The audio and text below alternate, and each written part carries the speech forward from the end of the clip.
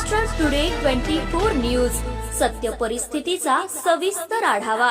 सत्ता कोणाच्या हाती, विजयाची पताका कोण फडकवणार, जनता कोणाच्या गळ्यात टाकणार विजयाची माळ, जनतेचं मत कोणाला, संपूर्ण महाराष्ट्रातील महानगरपालिकेतील संपूर्ण आढावा आपणासमोर पहा फक्त महाराष्ट्र टुडे मराठीवर। सांडपाणी आले रस्त्यावर, नाली बांधकामाची गरज, जाफराबादमधील समस्या कायम, ग्रामपंचायत प्रशासनाचे दुर्लक्ष।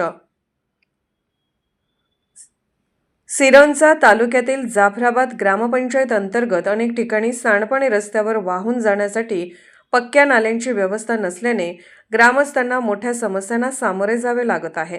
रस्त्यावर साचणाऱ्या घाण पाण्यामुळे गावात आरोग्याचा प्रश्न निर्माण झाला असून प्रशासनाने याकडे तातडीने लक्ष देऊन नवीन सीसी रोड व नाली बांधकाम करावे अशी मागणी जोर धरत आहे।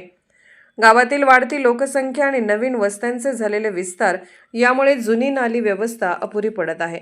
अनेक ठिकाणी नाल्यांची दुरावस्था झाली आहे, तर काही भागात नालेच अस्तित्वात नाहीत। घरातून बाहेर पडणारे सांडपाणी थेट रस्त्यावर येत असल्याने चिखलाचे साम्राज्य पसरले आहे। आजारांचा धोका, साचलेल्या पाण्यामुळे ढासांचे प्रमाण वाढले असून डेंग्यू, मलेरिया यासारख्या आजारांची भीती व्यक्त होत आहे। शंकर देवनुरी यांच्या घरापासून ते रमेश दुर्गम यांच्या घरापर्यंत सीसी रोड व नाली बांधकाम करण्यात यावे। या रस्त्यावरील चिखलामुळे भविष्यातील आरोग्याची हानी टाळण्यासाठी ग्रामपंचायतीने दलित वस्ती 15व्या वित्त आयोगातून किंवा इतर विकास निधीतून पडक्या बंदिस्त ग्रामपंचायत अंतर्गत गावातील नाल्याचे बांधकाम करावे अशी मागणी ग्रामस्थांनी केली आहे। जाफराबाद, टेकडा, मोकेला या भागात परिस्थिती अधिक बिकट आहे। रस्त्यावर पाणी साचत असल्याने पादचाऱ्यांना आणि वाहनधारकांना कसरत करावी लागते। तसेच आरोग्याचा विचार करता ग्रामपंचायतीने ही समस्या त्वरित सोडवावी।